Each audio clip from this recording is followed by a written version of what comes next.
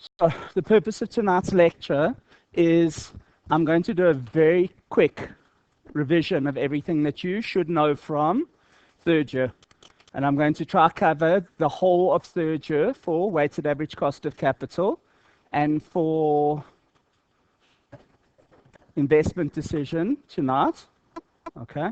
Now, in an exam, you'll probably find that 60 to 70% of your exam marks are what I'm doing with you tonight for weighted average cost of capital. Matter of fact, if you look at WACC in your actual TUT letters, they have got no extra information that you need to know from a third year perspective that they've actually asked you to cover. They've said read through the textbook. The textbook is exactly the same as third year. It's the same chapters you were supposed to do in third year. Everything's the same. I will show you more difficult ways of asking questions, but that won't happen tonight. Tonight's about basics and to make sure that you actually know how to do all of the basics. Most of the problems are with reading, so I'm going to actually spend quite a bit of time on how you read stuff and how you interpret information tonight, and just make sure that you don't scrub. So, like I've designed examples that will make you read wrong, and you'll learn that you're not supposed to answer things in certain ways. So I've actually tried to create that. Most of the stuff that I do with you tonight, if I give you a question, it won't have a solution there, and I'm going to require you to try and attempt a solution by yourselves. So let's just start here, guys. So first thing, why do we calculate WACC? So before I do WACC, I think it's better that you understand why we do WACC. Is that all right? Okay, so I'm going to go through this. I've tried to make the notes as detailed as possible and as simple as possible for you to understand. In third year, you would have just calculated WACC. You didn't know why, you just were asked to calculate WACC. So here's to understand. It says, consider, target capital structure is 40% debt and 60% equity. Cost of debt is 10% and cost of equity is 20%. The WACC, what did it be? So 40% is debt times 10% cost plus 60% is equity times 20% gives you 16%. Everybody happy with that? And what is that WACC? It's actually the risk of the company. Because think about it, how is your company financed? In what manner? How are you financing your company? Debt and equity. Happy? And if the equity guy's 120 and the debt guy's 110, and that's the ratio that you're in, that's what they must think the risk of your company is. Does everybody understand where I'm coming from? So they think that that is the risk of the company. So, guys, WACC is equal to the risk of the company. Everybody happy with that? So, first and foremost, let's carry on. It says the risk of the company can be calculated using the capital structure of the company and the relevant returns that investors demand from the company. And I know I'm reading, but I want to make it as clear as possible. So guys, the company above has a 16% WACC, which can be used in the following ways. Now guys, what do we use WACC for? First bullet there. It says the 16% will be used in a capital investment NPV calc if the risk of the project is the same as the risk of the company. So just think about what I've just said there.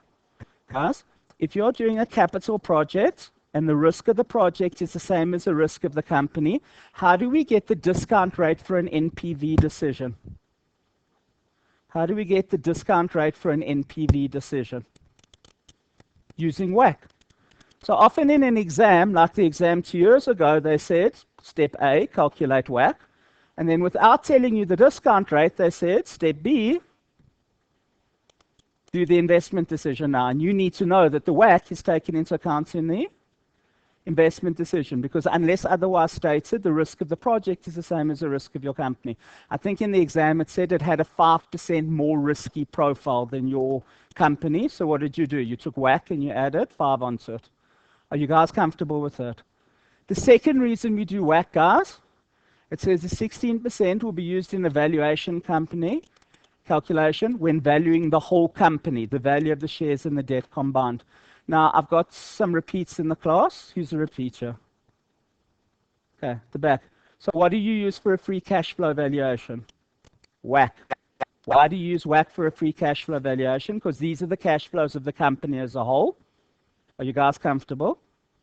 And we use WACC when we do free cash flow valuations because you need to have an appropriate discount rate for the company. And what's the appropriate discount rate for the company? The WACC. Guys, this is a very important thing, and I'm not doing valuations until test 2, but I just need you to understand something. It says when valuing the company, okay, the whole company. Do you guys see that I've got whole company there? Guys, this is when you're valuing the company, so you do value of the company, and then you go less debt, less preference shares. Is that all right? If you're only valuing the shares, you'll use the cost of equity, okay? If you are valuing the company as a whole, you'll use WACC. If you're valuing debt, you'll value it using cost of debt. Does everybody understand that? So WACC is when you're valuing the company as a whole. Because often in exams, they say value the company as a whole and then just value the shares individually. Are you guys comfortable with that? So why have we got WACC? Why have we got WACC? Number one, because we use it in our investment decision. And number two, because we use it in our valuation calculations. So that's why we get it taught to you. And you understand why we're doing this. Okay. Reminder. I've got here. Valuation equals sustainable earnings divided by cost percentage. Okay. So let me just show you. When you did undergrad, what would happen is that your P ratio, okay, is equal to 1 over your earnings yield. I just need you to understand this. So if your P ratio is 10, guys, your earnings yield is 10%.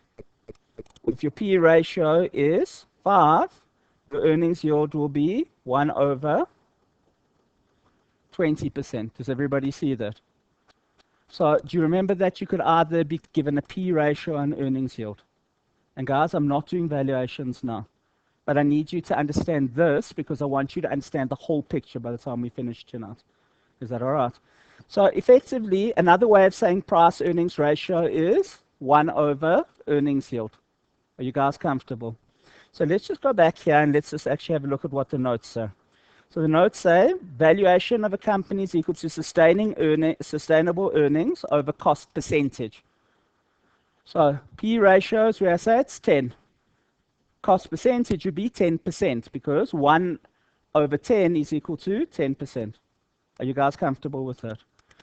So guys, it says if sustainable earnings from all operations before debt expense of the above company was 5 million, the valuation of the company would be 5 million divided by 16% gives you 31.25 million. That makes sense to you guys? You happy? So this we're using it for valuations. It says if sustainable earnings from all operations after the debt expense of the above company was 6.25 million, the value of the company would be 6.25 million divided by 20% equals 31.25. Now guys, look at the differences between those two things. One says from all operations before debt. What happens if it's before debt, guys? What are we going to use? WACC, 16%. If it's after all debt expenses and everything, after I've taken the debt out, what am I going to use? Cost of equity. And what's the cost of equity from earlier on in the question? 20. Do you understand? Come out with the same answer because it's equity, but that's where the difference lies. Are you guys comfortable with this? In practice, there'll be slight differences, but hypothetically, that's the way it works. Guys, reminder. It says the company has an investment project that it would like to appraise. Cash outflow in year 1 is 3 million and the cash inflows of 1 million in years 1 to 5.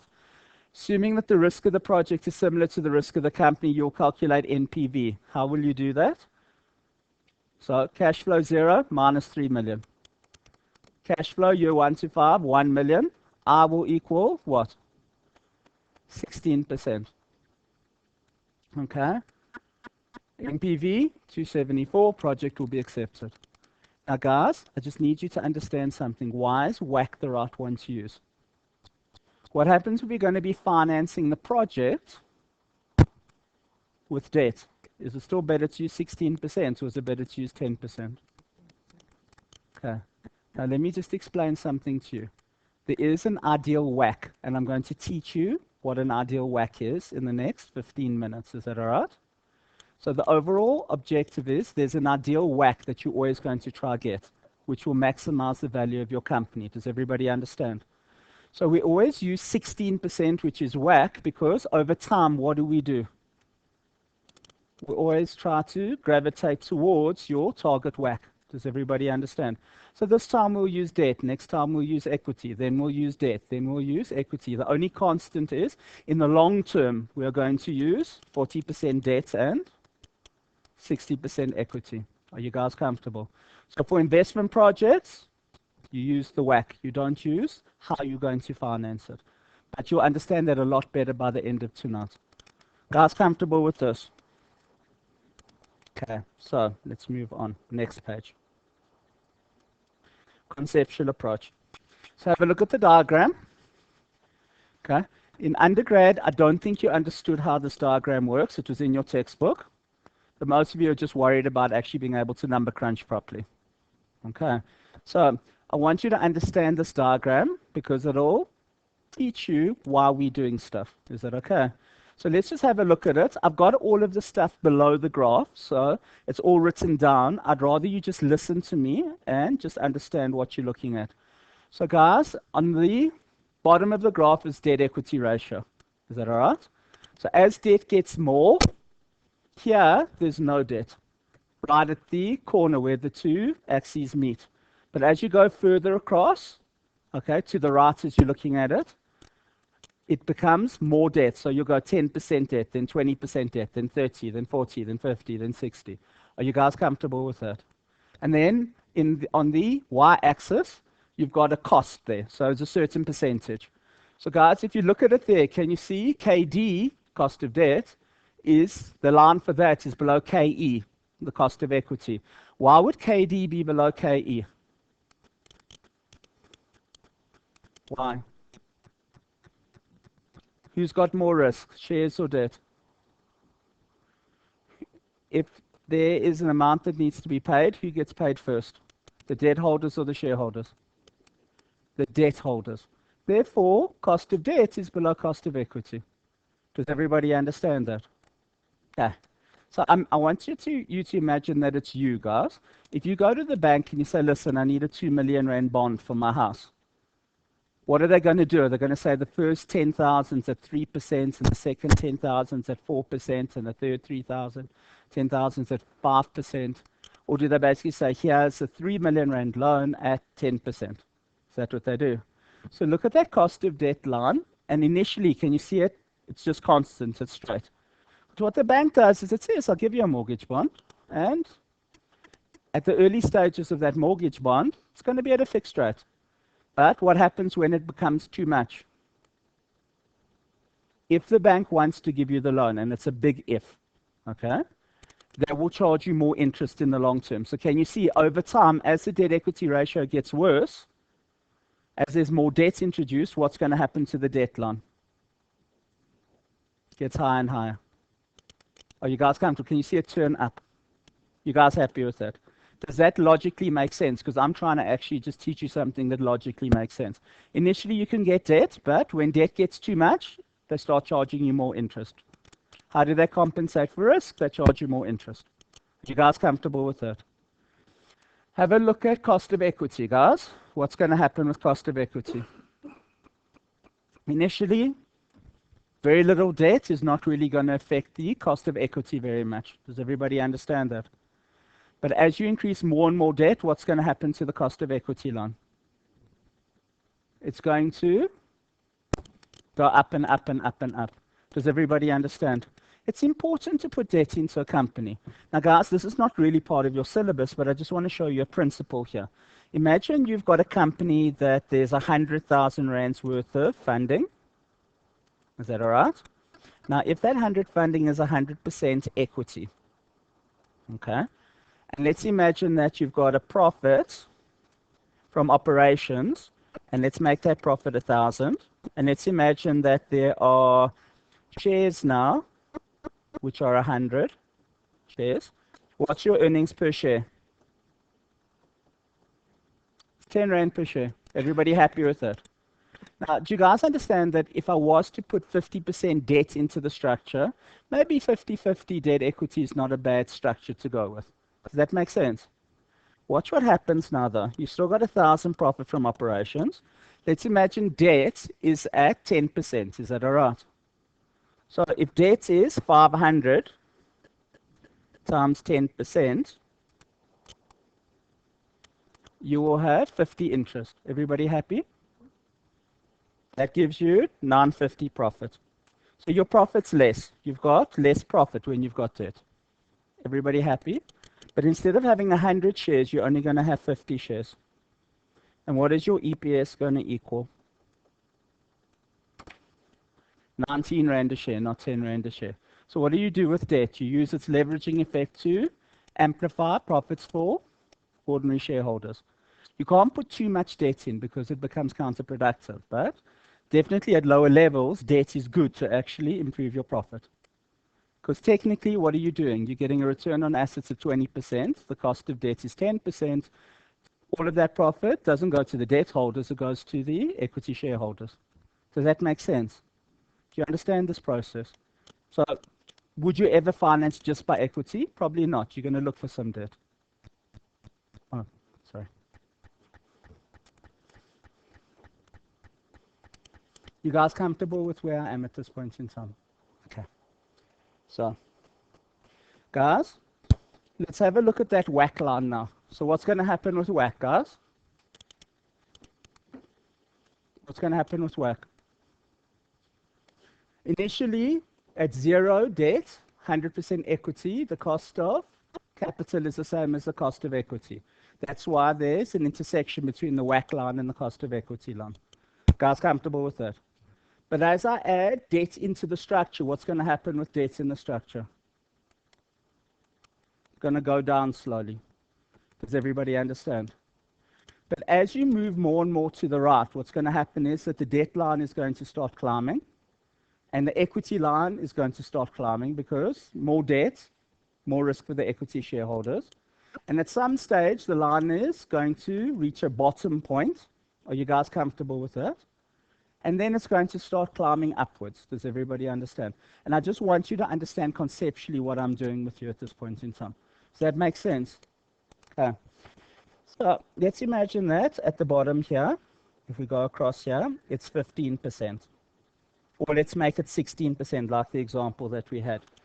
And this is 20%, and this one is 10%. Are you guys comfortable? Now, I want to ask you, is there an optimal capital structure that you're supposed to use? Is there an optimal capital structure that you're supposed to use? Yes, there is. Which is, what is it? Now remember, I just did valuations with you. And if I was to sit there and say 100 divided by 16%, or I was to say 100 divided by 20%, 100 divided by 20% gives you 500. Can you guys just do 100 divided by 16% and tell me what value you get? How much? 625. So if I'm going to maximize shareholder wealth, what do I want to be at? Lowest possible WACC. Does everybody understand? So basically in practice, what we're saying is you're going to choose the capital structure where your WACC is lowest. Why do we do that? Because where WACC is lowest, that's where the value of my company is the highest. Are you guys comfortable with that? Does this make sense to you? So this is why we're doing the calculation. So why am I doing WACC? Well, I'm going to use it for valuations later on. And, okay, I want to do it because I've got a percentage for my investment decisions. What's the percentage I put into my NPV calcs? It's that one. Do you guys understand? And it shows me where my target debt equity structure should be. Does that make sense, guys? So do you understand why we do WACC? Okay. Now, that just puts you at an advantage because what happens in a year-end exam is they give you an integrated case study, and somewhere in that case study is going to be WACC, and somewhere in that case study is going to be a valuation, and somewhere in that case study is going to be an NPV, probably, because they're all very, very important sections. So you get a 100-mark case study for management accounting, for finance side of things. So test 1 and 2 that I'm doing with you, the exams being a 100-mark case study, for instance, Pa fell off the horse. Okay, recent past, 100 mark case study. You need to know how all of these things interlink with one another. If you don't know that, you're dead. Are you guys comfortable with that? Does this make sense to you? Does this diagram make sense? So do you understand why we're doing this stuff? You understand why the cost of debt is below the cost of equity. You understand why debt will slowly rise as you put more debt in the structure. Why equity cost will rise as you put it in the structure. Why it goes down and then it goes up. And then you're looking for the lowest debt equity ratio. Are you guys comfortable? So when someone comes up to you in practice and says, listen, I've got this really good loan deal for you. You don't always take it, because what do you try to do? You try to maximize the value for your shareholders. And how do you do that? By going back to target WACC. Are you guys comfortable with that? So that's there. So often I ask you a question. If I get a really good financing deal, can an investment decision with a negative NPV all of a sudden become an investment decision with a positive NPV? And what is the answer to that? No. Are you guys comfortable with that? Does this make sense? So logically, just as a comfort thing. And guys, understand, we've still got like 6-7 weeks to go before the test. I'm going to discuss this on lots of occasions. But you've got a basic understanding what we're trying to do here. Okay. So we're going to go on to more of the numerical calculations themselves. Okay. So as a basic principle, you understand what we're doing. So I've got, what can we understand from the WACC diagram? So this is what I'd like you to understand, what like the important stuff is. It says an optimal capital structure exists as shareholder wealth maximized when WACC is lowest. Does everybody understand that concept? I want 16% rather than 20%. 2, if you need 100 million in finance, you can have 20 million debt and 80 million equity, or 60 million debt and 40 million equity. It's up to management to decide. Looking at the table previously, the WACC would be different for 25 debt to equity ratio or 150, 60-40 debt equity ratio. You'd be at a different place on that diagram. Does everybody understand? It says this 100 million of financing can deliver sustainable earnings of 20 million. Okay. Value of company when WACC is 16% is 125. Value of the company when WACC is 25% is 80 million. Choose to have the lowest WACC as this maximizes shareholder value. Does this make sense to you? Do you have a basic understanding of this? So now, first thing, each company has a target debt equity ratio. 2, this is the ratio where WACC is lowest. And 3, a company will try to move to an optimal capital structure over time to maximize shareholder wealth. Now guys, you don't need to actually be so fanatically obsessed about it, because I just want to show you something. Right down at the bottom of that diagram, it's actually quite flat at the bottom. Does everybody understand? So if you're a little bit to one side or another, it's not really a problem, as long as you don't go majorly out of whack. It actually is the right word. So as long as you don't go majorly from one side to another, it's okay. If you happen to be up at 17%, it's okay. As long as we're going to try and move back to 16% over time. Does everybody understand? So what you'll do over time is you'll try and move back to that 16%. So I trade this year, what do I got? I've got lots of retained income. Does everybody understand? How do I move back towards the 16% if I've got lots of retained income? I'll pay a dividend and I'll move across because I've got less equity when I pay out a dividend. Or I'll take out a loan and I'll move a little bit across because I've taken out a loan. Are you guys comfortable with what I'm saying? So you'll move to it over time. So this time I'll use debt. Next time I'll use my retained income. Shit, this is a big project. I'm going to use a little bit of debt and I'm going to have to issue new shares. I don't have enough retained income. That's what will happen in practice. Comfortable? Okay, so we're going to move on to number crunch now. So first things first, guys. It says consider the following. To maximize shareholder value, there's a target debt equity ratio. Assume WACC is 15%. If there's a project with a 13% return that can be financed with a loan with an after-tax cost of debt of 10%, should we accept the project? I want you to answer that. I'm going to finance it with debt. This time, I'm financing with debt. It costs me 10%. My return's 13. Do I accept the project or not? And the answer is no. Why? Because over time, what's my cost going to be? WACC. So I don't look at the way I finance something to determine whether I should invest in it or not. Because otherwise you'd always take out debt because it'll always be cheaper, but eventually what's going to happen? No one will want to invest in your company because there's too much debt and it's too risky. You guys comfortable with that? Okay. So there. So guys, if target is 60% equity and 40% debt, and the current amount is 650 equity and 350 debt, how would a new project for 200 be financed? So guys, I'm trying to show you a practical way of dealing with this. And this can be an exam question. They often ask this as maybe as an exam question. So just logically speaking, guys, currently it's 650 to 350. I need to find a new project for 200. Logically, how would you approach that?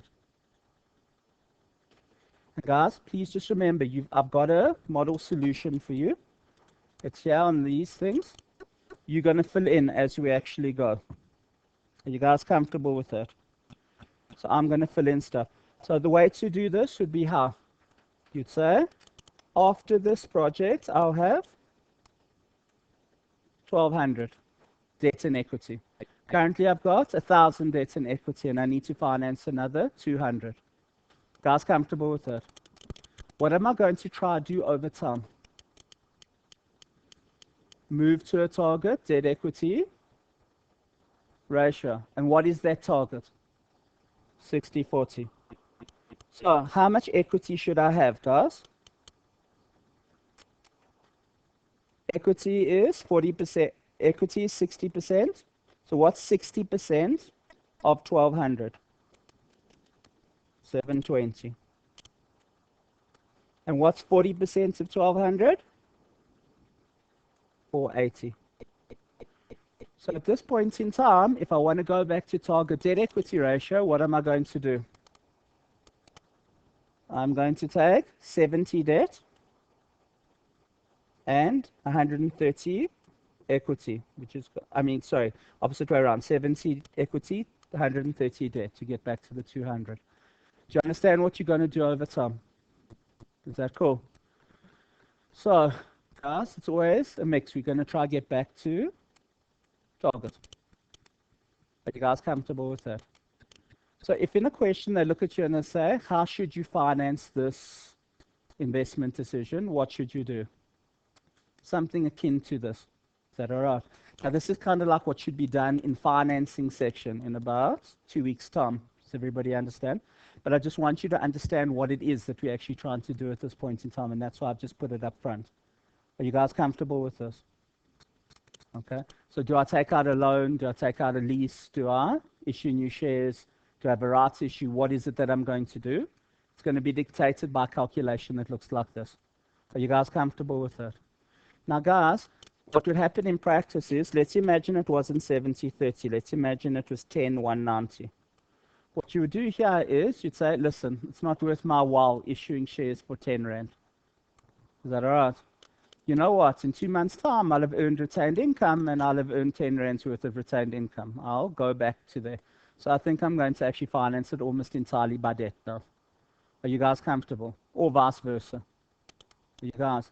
You don't have to go back to target. Just over time, try deviate, because at that low end of the table, you almost at 16% when you in that low. As long as you're quite close to it, it's still fun. Are you guys comfortable with that? Does this make sense, guys? So financing, you're comfortable with this? Okay. Okay. It says here, you should understand. It says if a project is financed by a loan, it should not be evaluated using the cost of debt. Because what are you going to do over time? Go back to WACC. It's going to be an ideal form of equity and debt that you determine that will maximize your shareholder value. 2, enterprises use an optimal mix of both equity and debt. This is known as the target capital structure. Over time, companies try to move to the optimal capital structure. Project A may have equity funding, and then project B and C may use debt funding. Then project D may use debt and equity funding. Do you guys understand?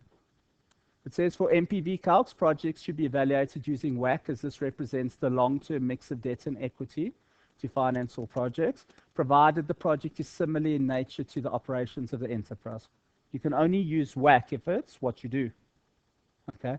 If Edge decided that it wanted to open up a whorehouse, I couldn't use WACC for Edge because we don't run whorehouses. I'd have to go find another way of working out what the weighted average cost of capital for a whorehouse is. I can't use my own WACC, so we don't do that. You guys comfortable with that? Next one. It says it would make sense to have an investment that it says it would not make sense to have an investment that generates a return of 20% and reject it, as it's financed by equity, which is a cost of 22, and then accept a project with a return of 13% because it's financed by debt, which has a cost of 8%. Does that make sense to you? So first and foremost, investment decision and financing decision, what's the order that we do things in? So if you got into a third year exam, and I don't know what was in the third year exam, okay? But traditionally, when they give you a case study, and I know that there was a 100-mark case study, traditionally you're going to do WACC first. Does everybody understand? Then you're going to do an investment decision, and you're going to decide whether to invest or not. Once you've decided to invest, then you do the financing decision. And that's why if you look at your study guide, the first thing that they do in the study guide is they do WACC. The second thing they do is investment. And then the third thing they do is financing. And you do it in that order. Does everybody understand where I'm coming from? So when you get a 100-mark case study, you know the order that you need to go in. Guys comfortable with this? Okay. So that's there. Okay. So what should be used to calculate WACC? So guys, in questions, they try to make your life a little bit more difficult. So, order to be used in questions. First one, if they give you target, you always use target. Does that make sense? If no target provided, then use market values. You should assume that the company has WACC in its optimal structure using market values. And then if they don't give you market values, then you can use book values. So if they give you a question, always use target. No target, market values. No target or market values, then book. That's comfortable. Because often exam questions have got all three and you don't know which one you're supposed to use. You guys comfortable with what you need to use? Okay. Question 2. It says, Edge has a target capital structure of 60-40 debt equity. Currently, the market value of debt is 70 million and the equity is valued at 30 million. The book value of debt is 55 million, the book value of equity is 5 million. The shareholders' required rate of return is 15% and debt providers' required rate of return is 9% before tax. Assume a tax rate of 28%, calculate the WACC. So I'm just doing a little bit of a revision now with you, just to make sure that you remember how to do a WACC calculation. So I like using a structure like this to do WACC. So what are we going to do? We're going to say, listen, here's debt. And we've also got equity. Guys comfortable with it? Okay. And which one of the three are we going to use? They've given us target, they've given us market values, and they've given us book values. So what are we going to use in the question? Guys, we are going to use target. So what does it say? Target is 60-40 debt to equity. Guys comfortable? And the cost of equity is what? Cost of equity is 15%. Happy? What's the cost of debt?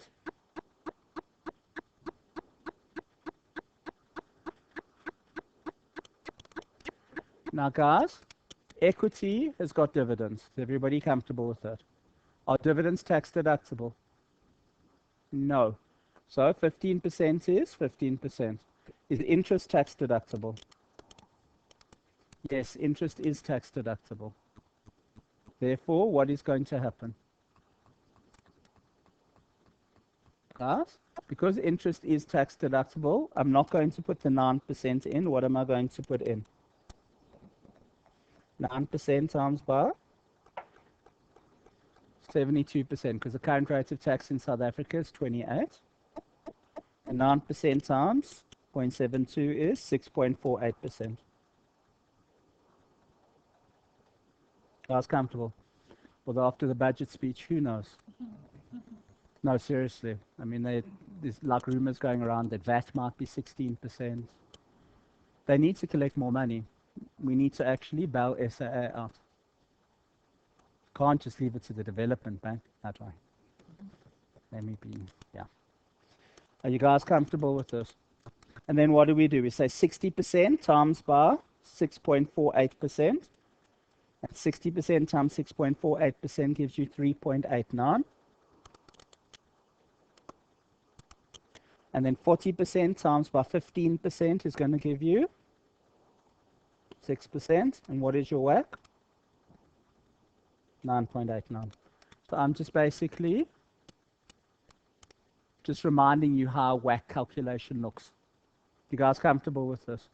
So just a couple of principles. If it's shares, we don't take tax off. If it's debt, we do take tax off. Are you guys comfortable with it? Provided the company can claim interest as a tax deduction. Are you guys comfortable with that? Like in an exam, guys, if they happen to give you a municipality, do municipalities pay tax? No, they don't. So what's going to happen? You would use before tax cost of interest. Guys comfortable with that? But normally in an exam, you're going to have a trading entity and interest is going to be tax deductible. Are you guys comfortable with this? Happy? Okay. Determining an optimal capital structure, guys. This one, I just wanted to show you how things would work in practice. Is that all right? So what you'd basically do if you were management, okay, and this you're never going to get in an exam, but I'm just doing this just so that you can understand properly.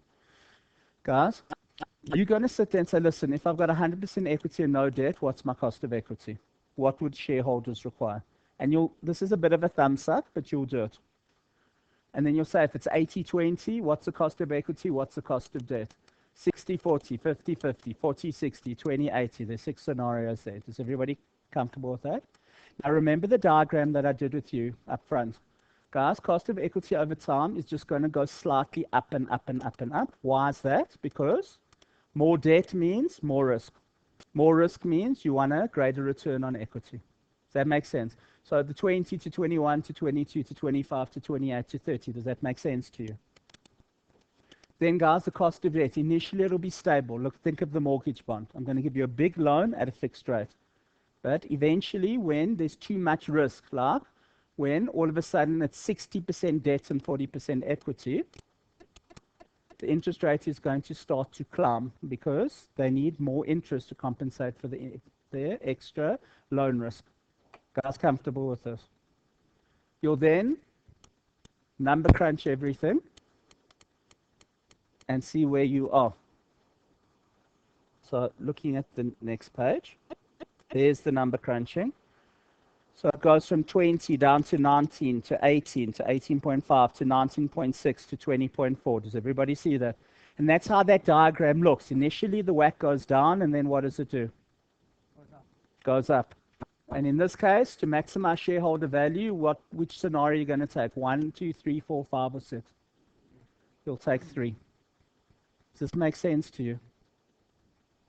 I was comfortable with it. So hypothetically, this is what should happen in practice. You won't get this in an exam. I really don't think so. It's like pointless to ask this, but that's how you would do it, just like pragmatically in a real life scenario. Guys comfortable with this? Okay. Next one. Okay.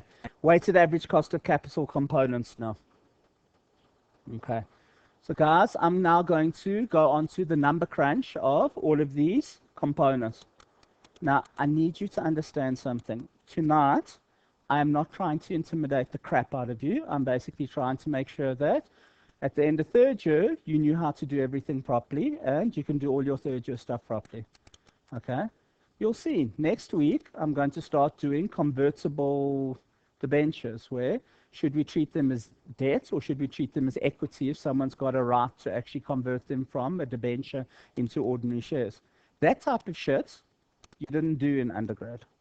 Okay, and I will do it with you next week. Does everybody understand? Okay, so all of the complex shit, and then what happens if you happen to pay interest monthly rather than at the end of each year? And how does that affect your calculations, etc., etc., etc.? Do you guys understand? So for tonight, I'm just trying to make sure that at third year, you've got all of your basics right, and you know all of the basic things. And then what I'll do is I'll show you how they can make your life more of a misery at postgrad. Okay?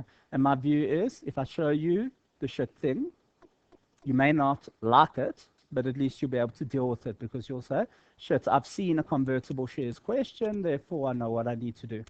And you'll never get it fully right, but you'll approximate it, and at least you'll know in which general direction you're moving in. Because at the end of the day, you just need to do better than your contemporaries. You don't need to get full marks for stuff. Does everybody understand? But as I said again, 60 to 70% of your post-grad stuff is just the basics. There is a little bit of hard stuff, but you pass in the basic stuff. You don't pass in the hard stuff. Are you guys comfortable with that? You just want to do better than the oak sitting next to you on the really shitty stuff. Okay. So we've got all of these, and I'm going to go through the calculations for all of these. Okay. If you've got a financial calculator, please take it out.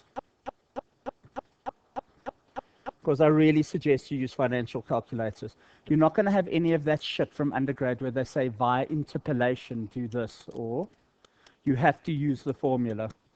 At postgrad, you just use your calculator and you be done with it. But you need to write down the steps. So you need to say cash flow 0 equals this, cash flow 1 equals this, cash flow 2 equals this, I equals this, compute NPV, or you do something along those lines. Guys, comfortable? So let's start with cost of equity. Now, guys, this is not WACC. Do you understand? This is cost of equity. So a lot of times people sit there and say, but if you use WACC to value a company, why do you need a cost of equity? It depends on which line in an income statement you're looking at. Let me just say that again. It depends which line in an income statement you're looking at. If you're looking at the profit after debt, after tax, you'll use a cost of equity. If you don't take the debt off, you'll look at WACC to value. Does that make sense, guys? So you do have valuations using cost of equity, and you'd also have valuations using WACC. Are you guys comfortable?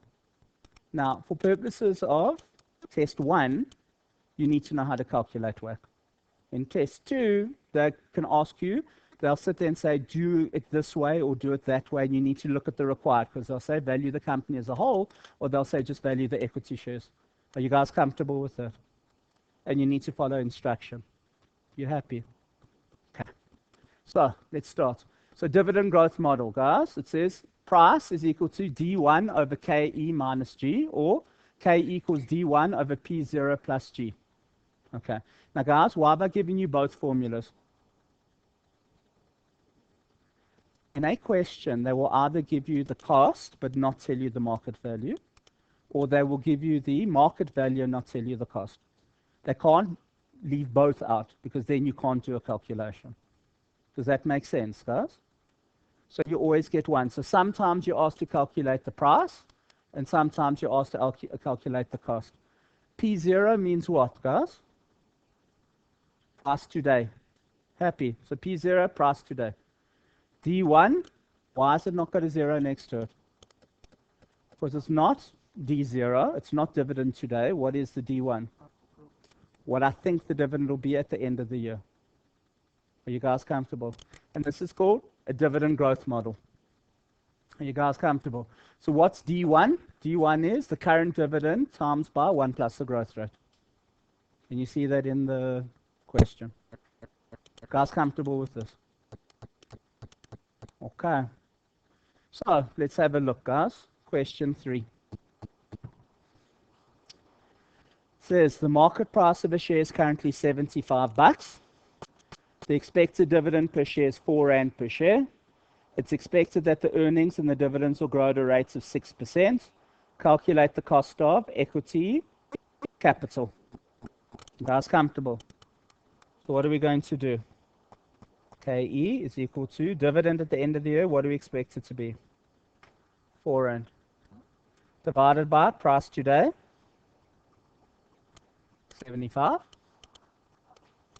Plus growth we expect is 6%. And that is going to equal 11.3%. You guys comfortable with that? Guys happy? that okay? And guys, why are we doing this? Because we're going to take the 11.3 and we're going to put it into the WACC calc. And we're going to do that. And guys, if they don't give you a target structure, what will you do? You'll say market value is equal to 75 Rand times by the number of shares in issue. Cost is 11.3, and you'll use the market value to work out the ratio that you're going to do your WACC calculation in. Are you guys comfortable with this? Okay. Sorry? If they don't give the structure, what you're going to do is you're going to say, listen, there's 10,000 shares in issue, times 75 Rand a share. That gives me 750,000 Rand. And I'm going to sit there and I'm going to say, listen, equity is 750,000. How much is my debt worth? 250,000. So that's 75% equity, 25% debt. And you'll assume that the market value is in the correct ratio. Do you guys remember what I said? So if they give you target, use target. If they don't give you target, you use the market values to work out what the percentage ratio is. Does this make sense? Okay. Now guys, this is the cost of retained income, believe it or not. Okay. Do you know that the cost of equity share issue is different? And that's why I've got this example after this. So I've got their concept to consider. It says, does retained income have a different cost of equity to newly issued shares? And I want you to just think about it before I give you an example. What do you think? Retained income's cheaper than newly issued shares. Why? Because you've got share issue costs. Does everybody understand? So in some of the examples that I'm going to give you for tutorial work, we'll say that you're going to issue new shares. And that calculation is slightly modified compared to a retained income calculation. So the one that you've just done is a retained income calculation. Have a look at this next example. It says the market price of a share is currently 75. The expected dividend per share is 4 Rand. It's expected that the earnings and dividends will grow at a rate of 6% per annum. The company is going to issue new shares and the flotation cost is 1 Rand a share. Calculate the cost of equity capital for the new share issue. And you're going to come out with a different answer, guys. This is going to have a different answer. So what are you going to do? In the previous one, we said 4 over 75. So what are we going to do with this one? This one's going to be 4 over 74 plus 6%.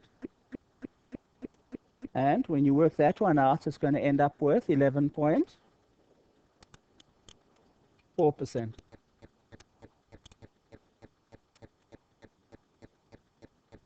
Thus, what's going to happen, guys? WACC has gone up because of, well, not WACC. Well, WACC will go up and cost of equity will go up because of this. Are you guys comfortable with this? Does that make sense, guys? So I'm going to just introduce a term to you. We're only going to discuss it in more detail next week. There's a term, weighted marginal cost of capital. Does everybody understand? To understand, if you've got a big project, you'll use your retained income first.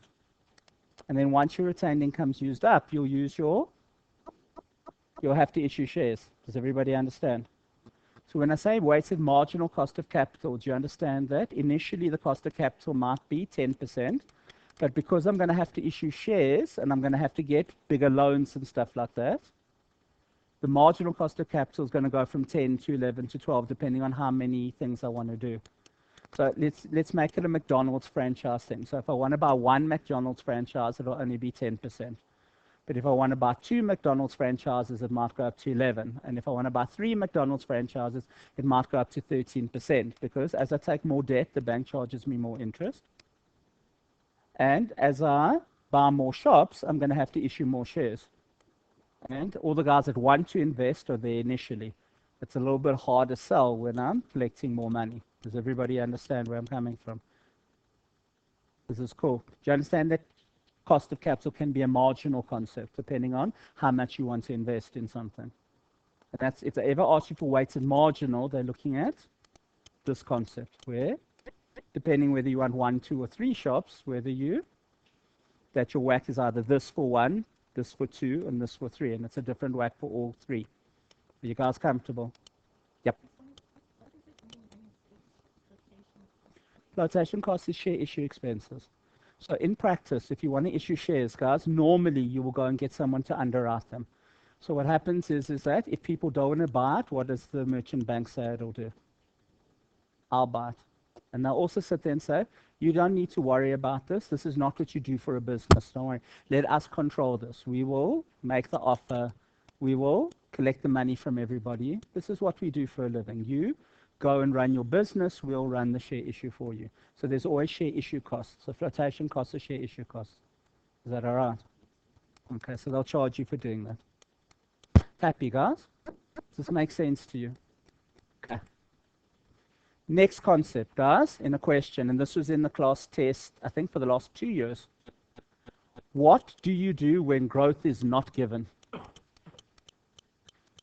So, guys, they love asking this in exams. It's like their best. So I've got here, guys. It says, let me just show you. Sorry, I just want to just do this. So let's imagine they say in year 1, the dividend was 20. In year 5, the dividend is 30. Because I'll tell you that. You've got to be able to work out growth in some way.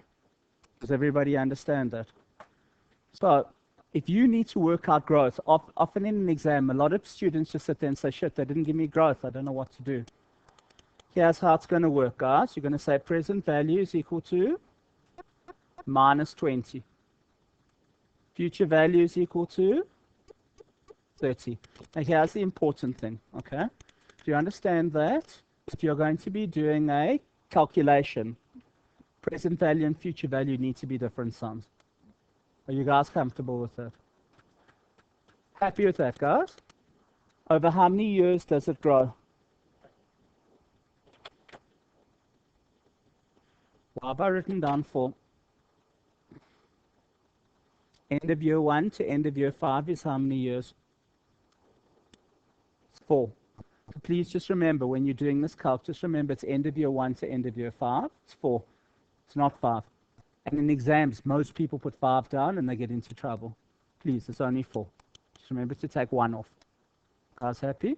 And then what do? You say compute I. And there's your growth rate. Does that make sense, guys? So here, I've got a question there. I'd like you to try to do the calculation. It says the dividend paid by a company in year 1 was 12,000 rand, 634. In year 6, they're proposing to pay a dividend of 22,265. Estimate the growth rate for the dividends. So can I ask you to try to do that on your financial calculators now? I'm just going to push pause. So guys, what are you going to do? You're going to say present value is equal to minus 12,634. Future value is equal to 22,265.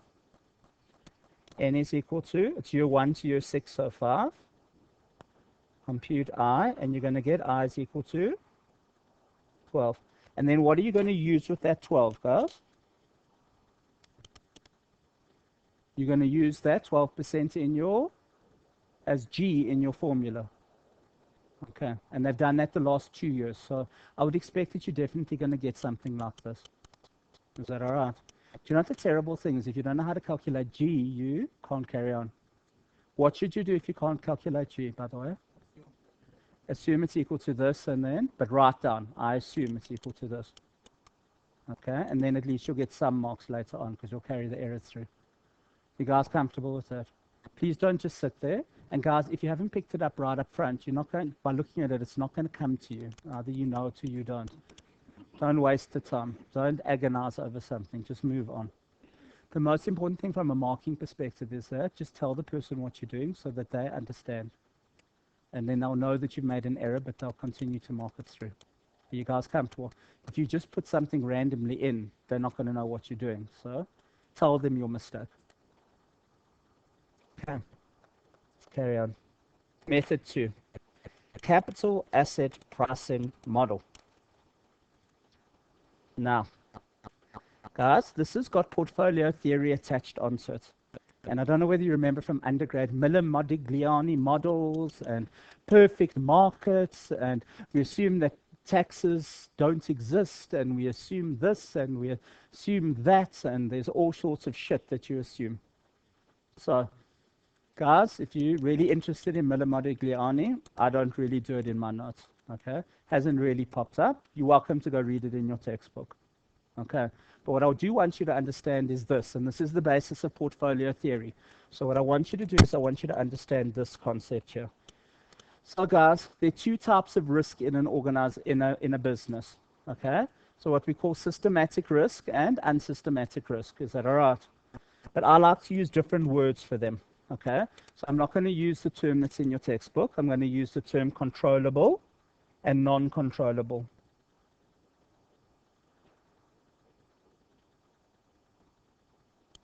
Okay.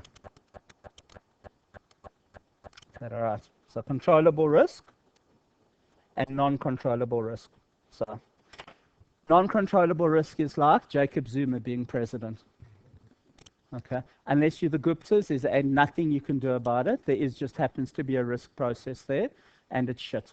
So like when Alta went up in front of the judge yesterday, they have got that case against Dudumiyeni, and they led evidence. They said, well, we had this deal that we were going to make with Emirates Air that was going to bring us in 700 million rand a year in guaranteed sales.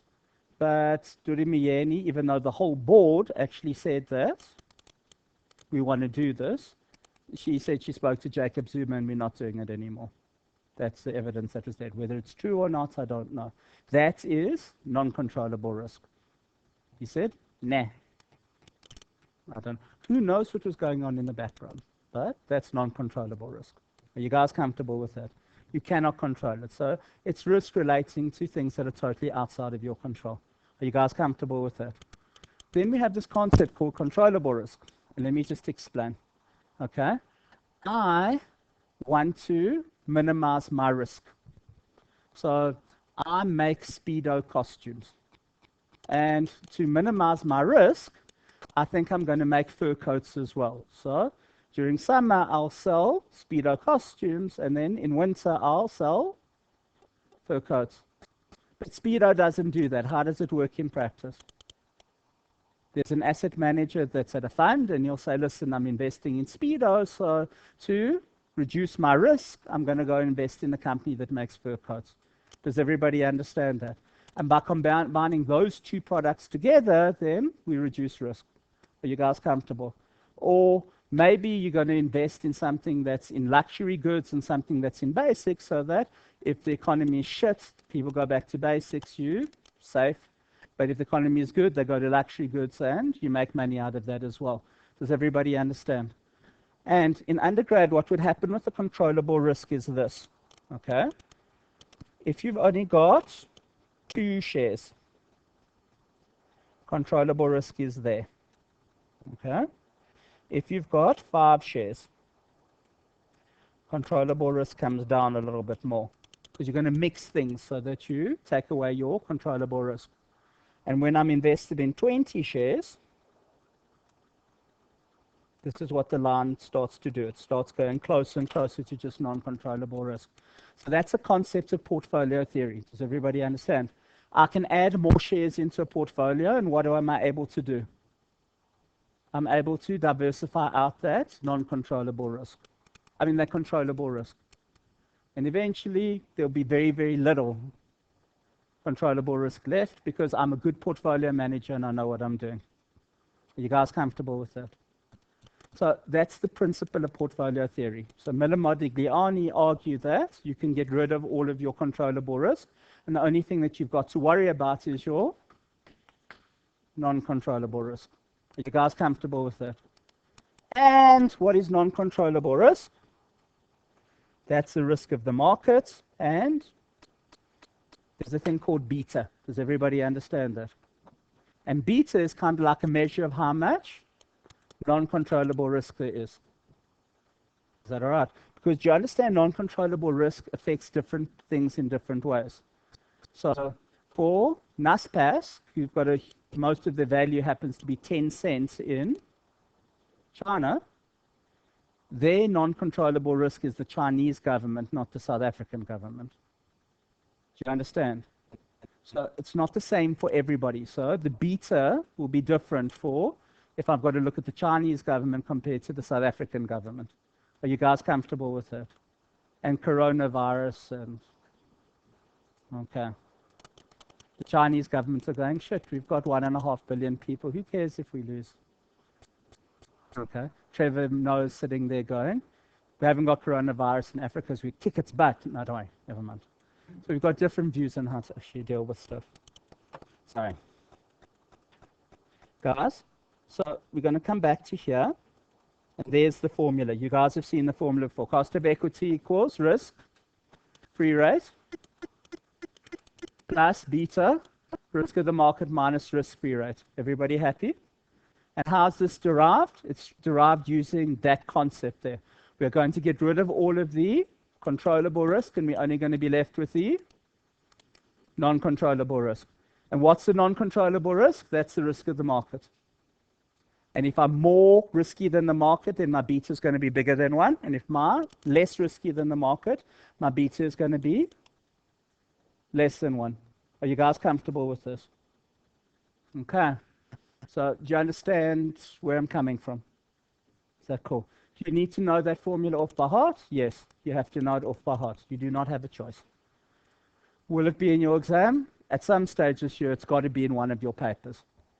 Is that okay? So I'm going to just approach it from a perspective of what are you going to do in a question. So guys, RF, risk-free rate. What is a risk-free rate, guys? Can I ask you, will the South African government ever default on a loan in South Africa? It can't. Why? Anybody tell me? They phone up the Reserve Bank and say, can you please print us 72 billion rand? And then they load it into a truck and they go to Deutsche Bank and they say, oh, look, we got the mint to print you 72 billion rand. Here it is. You can go and deposit it at the bank. So the risk of default in South Africa is 0. Does everybody understand that? They will simply print more money. Does everybody understand? Why can't you do that, by the way? Look what happened in Zimbabwe. You print more cash. More cash means more inflation, and your currency goes for a ball of shit. Everybody happy? So in principle, you can't really do that. In principle, it causes your currency to devalue, but it is risk-free. Does everybody understand? So in a question, whenever you've got CAPM, they'll give you government bonds. So tell me, which one of these 3 government bonds should you use?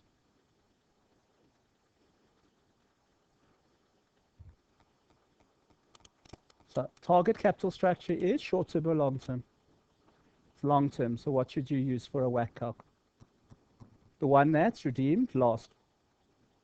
So what are you going to use in the question? 8%. Does that make sense? Okay. 2 years ago in the year-end exam, guys, there was a CAPM calc, and it was for an investment decision, believe it or not.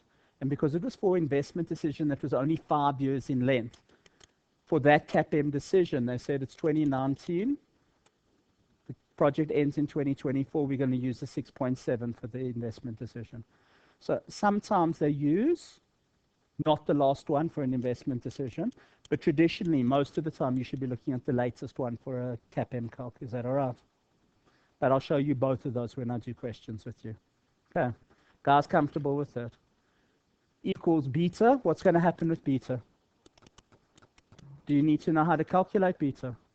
No, they'll give it to you. Okay. If you want to know how to calculate beta, it is in your textbook, or you can go attend one of the CFA courses that are running here. Okay. Are you guys comfortable with that? Because they work out risk of the markets and the standard deviation in your pension to move away from it. Okay. So that's there. Okay. Not your elements of expertise. Guys comfortable with that? Okay. Risk of the market minus the risk-free rate. They'll say the risk of the market's 10%, the risk-free rate's 8%, risk of the market will be 2%. You guys comfortable with that? Okay, so let's explain what you would do in practice. So let's imagine Edge now wanted to do a CAPM calculation for itself. So guys, do you think that we could do a proper one for us, or how would we do something? How does it work in practice?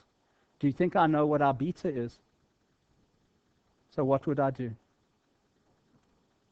I would go find a company similar to us. Are you guys comfortable with that?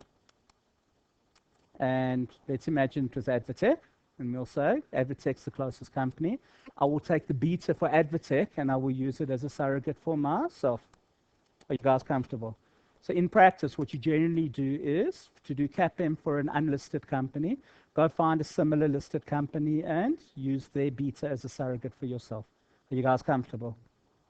Does that make sense to you? Is that cool? You understand what we're doing here? And then, like in the year-end exam, what they'll do is they'll say, but Edge is much more risky than Advotech because Advotech has got a bigger asset base. So in the question, they'll say that you've got market-specific risk of extra 10% compared to Advotech. So you'll do CAPM plus 10%. Are you guys comfortable with that? In practice, you'll thumb suck how much more risky you are than they are. Are you guys comfortable? Okay, so let's do the example. It says, whilst doing a WACC calculation, the following information is provided. The 3 government bonds, so which one are we going to use? 8%. Are you guys comfortable with that? Okay. Next one.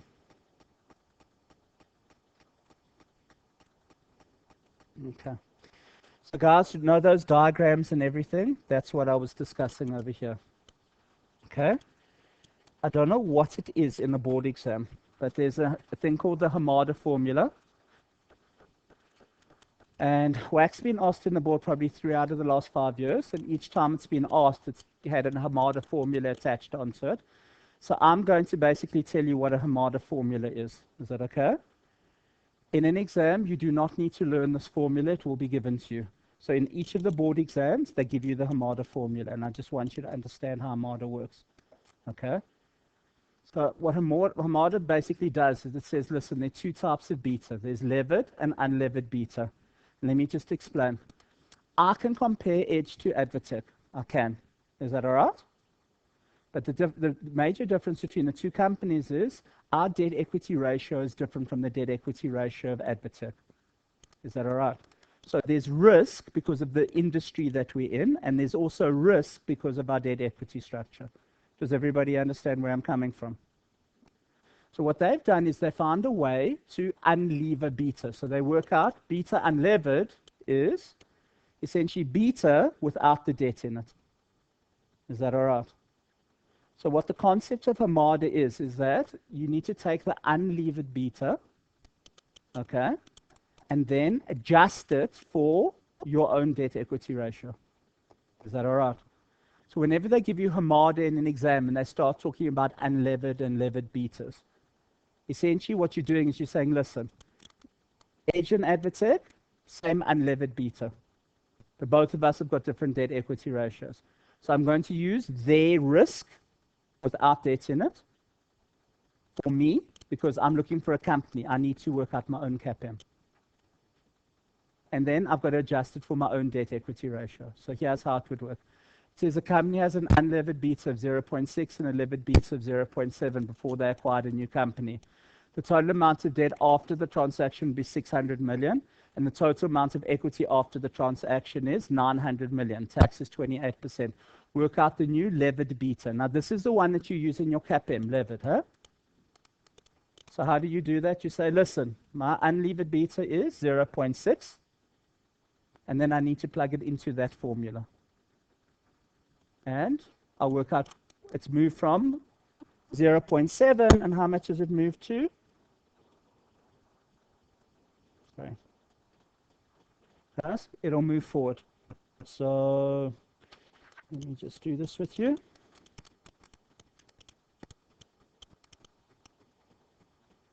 This is question 8, sorry. So effectively, guys, you're going to go beta unlevered 0.6 times by, and remember guys, in an exam they give it to you 1 plus 1 minus the tax rate. What is that? 0.72 times by debt over equity. What's debt over equity? 600 over 900. Close the bracket. And you're going to get an answer of 0.888. And what are you going to do with that 0.888? You're going to put it in as beta in your CAPM calc. Are you guys comfortable? Okay, so in a board exam, they've done that. The last 3 times they've done it in a board exam. They've given you unlevered beta. There's always an acquisition transaction because you're trying to work out you're buying something. And they want to know what's beta before and what's beta afterwards. Are you guys comfortable? And you don't need to learn the formula off by heart. Now, you'll take that beta, and then what I want you to do is I want to just go back to question 7, please. That one. Okay. So normally what would happen in a board exam is you'll first work out your new beta. Does everybody understand? And then what will happen is they'll say a company has a beta of 1.5, risk of the market's 20%. The government bond company gives a return of 8%. Calculate the cost of equity capital. So you'll say it's risk-free rate, 8%, plus beta, 1.5. What's the risk of the market, guys? How much is risk of the market? Market's 20, but it's not risk of the market. It's 20% minus your risk-free rate, 8%. So 1.5 times 12. So 8% plus 1.5 times 12, which is equal to 26%. Guys, comfortable? Okay. Just think of a WACC question in an exam. What is it? There will be equity shares, yes? So they'll either give you CAPM to do or they'll give you dividend growth formula to do. So if you're going to get a WACC question, you'll either get dividend growth formula or you'll get CAPM, one or the other. Guys, comfortable? So it's about a 50-50 chance of getting each one. And then in the equity, in the debt structure, what is going to happen in the debt structure, guys?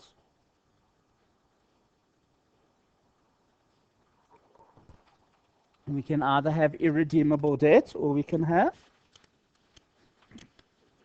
redeemable debt. So irredeemable is the easier one of the two. Now, guys, can you put, if it's irredeemable, is it ever going to get redeemed? No. So can you put infinity periods into your calculator? No, you can't. But here's the good news. If you put 500 in, or you put 600, or you put 700, or you put 800, or you put 73 million, your answer doesn't change. So once you get up to 500 periods, your answer is pretty much constant. Does everybody understand that? So what you need to understand with irredeemable debts and preference shares is, if you're going to use your calculator, just make n equal to 500, or 1,000, or whatever you want to make it. But at 500, it doesn't change. You can try the calcs yourself. Is that all right? So if you didn't know that, guys, just remember, assume that n is 500, or assume n is 1,000, or whatever you want. For purposes of the notes, I'm always going to make it equal to 500. So, guys, irredeemable debt. So I've got there. Cost of debt equals the interest over the price. Because it's never ever going to get redeemed. There's no premium on redemption and there's no discounts on issue. There's none of that shit. So you need to learn the formula. KD equals I over P price, or price is equal to I over KD, which is the same thing as I've told you. So what did I say? It's sustainable earnings divided by the cost percentage. Is that how we did a valuation earlier, about an hour ago? It's the same thing, same principle. So it says a company issued 10 million rands worth of debentures at a nominal rate of 10%. Tax is 28. The debentures are trading at 10.8 million rand in the market. What is the cost of debt? Now, guys, let's just understand concepts. Nominal means what? So, guys, you're going to denominate the debenture at a certain price. So the debentures were denominated at 10 million. Everybody happy? So that nominal percentage is what interest gets paid based on the nominal price. So in this question, 10 million times by 10%, how much interest would be paid? 1 million. Are you guys comfortable with this? Does this make sense, guys? So that's your nominal. It works out your interest payment. Happy, guys? Divided by your price of your shares, 10.8 million. You guys comfortable with that? And what is the cost of debt here, guys?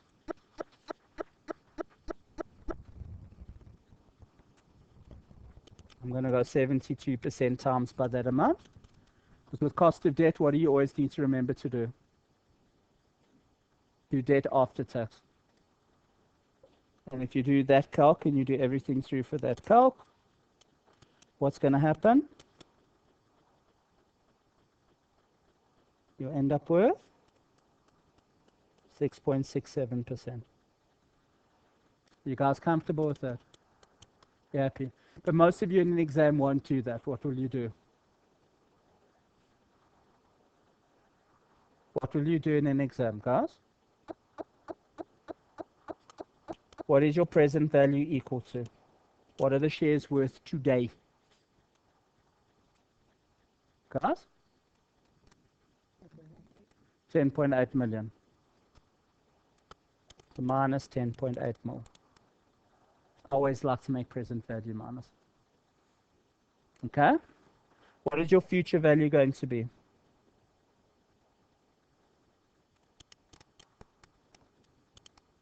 Huh? That's why I don't give you answers. I'd like you to think. 0. Why have I put 0? It's never redeemable. You're never going to get anything at the end. Are you guys comfortable with that? N is going to be equal to, I said use 500. Guys happy? What is your payment going to be equal to?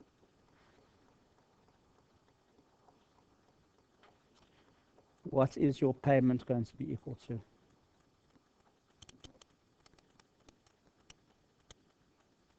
Your interest payment, that's the cash. Payment is always cash. So how much is your interest payment? It's $1 million a year, but can I claim a tax deduction? Yes. How much is my tax deduction? 28%. So how much is my interest payment?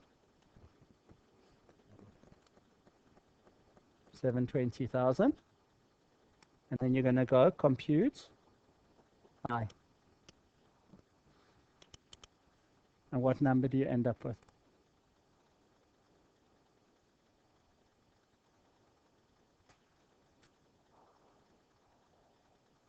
By the way, if you don't get a right answer, it's because you put payments and present value with the same sign, just a matter of interest.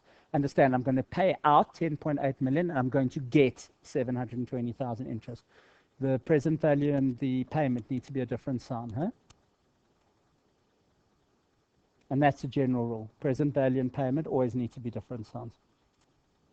Yep.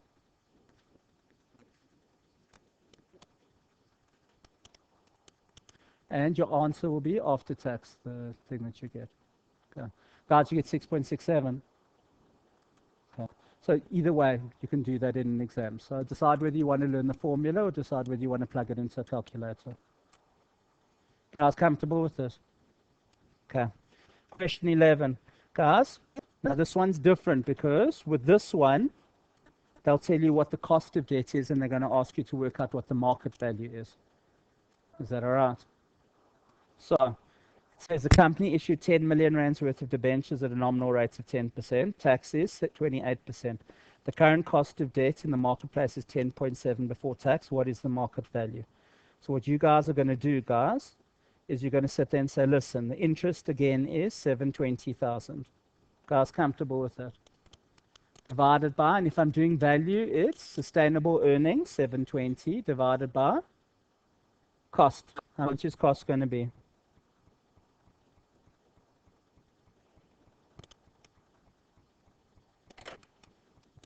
Well, have I multiplied it by 0.72?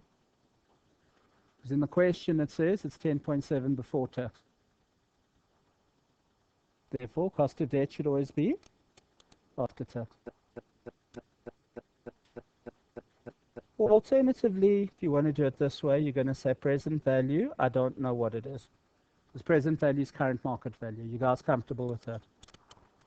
N is 500. I is equal to 10.7 times 0.72. Okay. Payment is equal to 720,000. And then you're going to compute present value. And your present value will give you the right answer.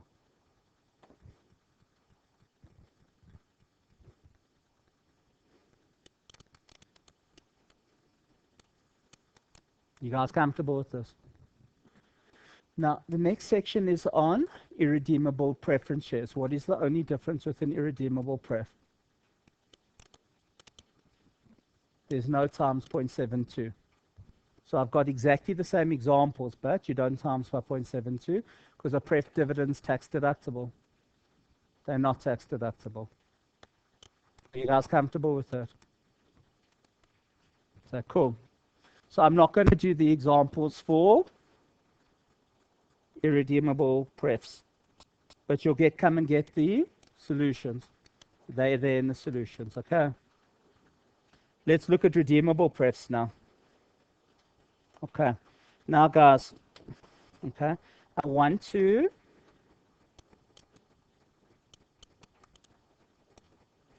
just add a concept for you. Is that all right? So in exams, sometimes they say something is cum interest, and sometimes they say it's ex interest. Okay? What does cum interest mean? It's a Latin term.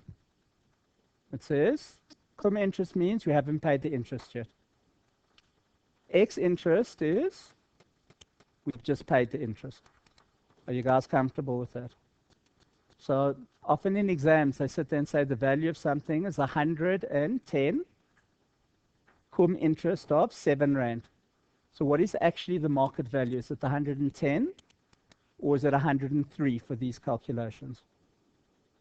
You should use 103 because what's going to happen when they pay the interest? You get the 7 Rand, and what happens to the value of the debenture? It goes from 110 down to 103 because they've paid you the 7 Rand. So when you're doing these calcs, just remember you always need to use an X interest number, not a cum interest number, because it's worth more because there's interest in it. You should take the interest out. They'll tell you how much the interest is. Is that okay? Okay. So let's just have a look. It says the company issued unsecured bonds with a total nominal value of 500,000, paying a fixed percent, 9% annually in arrears. The bonds will mature in 3 years' time, and market-related interest on bonds with similar risk is equal to 10% before tax. Determine the price at which bonds should be issued to ensure sufficient demand for investors. Assume tax is 28%. Now, guys, there's 2 ways of doing this. You can put everything into a lovely big cash flow table, and you can compute IRR, and you can work that out, or what can you do? Just use your financial calculator.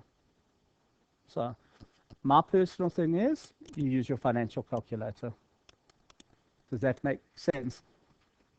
But there's a difference between this financial calculator calc and the one that I just did with you. In that, when it's irredeemable, your future value is equal to 0.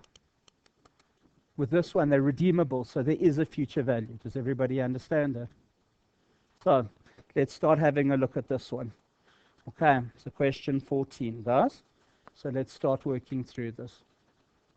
Okay, so guys, it says the company issued unsecured bonds with a total nominal value of 500, paying fixed 9% coupon annually in arrears. The bonds will mature in 3 years' time. The market-related interest rates on the bonds with a similar risk is 10% before tax. Determine the price at which the bond should be issued. So guys, if they're asking you to determine the price at which the bonds should be issued, what do you need to compute? Guys? Present value. That's current market value, it's present value. So now I need to find all of the other things that I need to plug in. So guys, the bonds will mature in 3 years' time. Now, do they say that there's a premium on or discounts or anything like that? No. So what's your future value going to end up being? 500,000. Does that make sense, guys? You happy with this? Okay? Cool. N is going to equal what? 3 years? Comfortable. How much is your payment going to be equal to?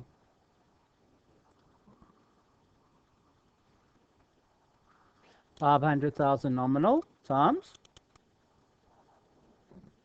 9%. Is this debt or is this equity? Is this debt or pref? It's a bond. A bond is what? It's debt. So what are we going to do?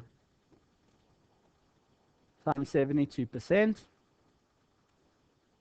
which is equal to 32,400. Guys, do I put a plus 32,400 or a minus 32,400? Here's the logic, guys. Interest gets paid to me. And when the bond finishes, it gets paid to me. So future value and payment should be the same sum. Present value is the different sum. So payments and future value always the same sum. And then guys, what's your interest rate? It says market related rate is 10% before tax. So what do we do? Times 72% gives you 7.2. And then what do? You compute present value and you'll get an answer. Or you can do a huge big cash flow table and work it out from there. I personally think this is about 7 minutes quicker in an exam, and normally it's only out of 1 mark or 2 marks. If you want to write down the table, I just think you're being silly.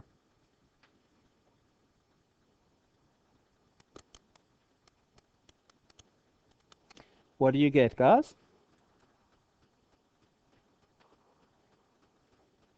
Present value, 490,587. Is that what you get? Is that okay? Do you guys understand that? What's question 15 now? Question 15 is what? Instead of giving you the interest, the cost of debt, what are they going to give you? Market value. And what are you going to be calculating this time? Cost of debt. Guys, comfortable with this? So let's just do this again. Okay. It says nominal par value per debenture 100, interest rate 10%. Interest is paid annually in arrears. Assume a 30% tax rate. Calculate the annual cost after tax if redemption takes place at nominal value 6 years after issue. The market price of the debentures is 110 Rand per share. So what are you going to do? Present value minus 110. That's what it's currently worth. How many years is it still in issue for? 6. Your payment is equal to 10 Rand a year because it's 100 Rand nominal value times 10% nominal interest rate.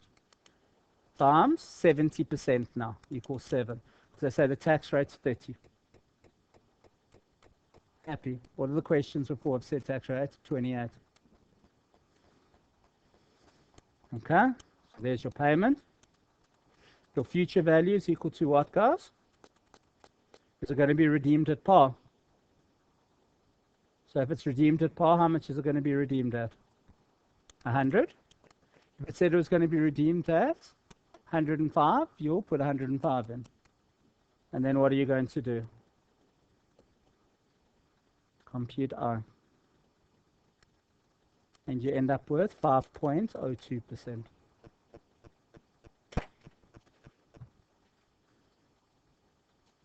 And similarly, guys, if I ask the same thing for pref shares, what's going to happen with pref shares? I just don't have the times 0.7 in my solution. Because for pref shares, you don't get a tax deduction. So at this point in time, guys, you should be able to do a question like example 18.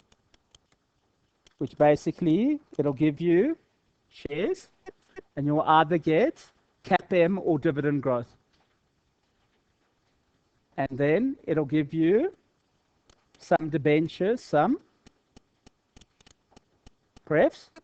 You got to read whether they're redeemable or non-redeemable. Are you guys comfortable with that? And you've got to work through it. So this one I'm going to set down for homework, and I'm going to do it with you next week. But guys, I just want to point out something here. It says non-redeemable preference shares are currently priced at 107, and the redeemable preference shares are currently priced at 104. The coupon rates are 9% and were recently paid. So that's X interest, so I don't need to adjust the price. Are you guys comfortable with that? Just when you go and you have a look here, I think I've got one with cum interest here. Not so sure. Can't remember where I did it. There is something here with cum interest in it. Oh, yeah. It says the company's bonds are currently trading at a price of 114 cum interest, which is due to be paid imminently. So what do you need to do with 114? Take the interest out. Because why is it worth 114? Because I'm going to pay interest now. The moment I've paid the interest, it goes off the price. So you need to adjust it out. Will you just try to do this just for homework? Okay, cool. Okay, so I'm going to give you a break now for 20 minutes. Guys, this is just a reminder of what you did for WACC in undergrad. The important things to realize is you don't need to write down formulas, and you don't have to do interpolation. You can use your financial calculator. So please, for every single lecture that you're going to do going forward, please will you bring a financial calculator with. Okay. So this part of the lecture was revising WACC. Okay. What I'm going to do next week is I'm going to show you some funky shit that can be asked in questions and build you up to how they can screw you and how they can actually just vary things around.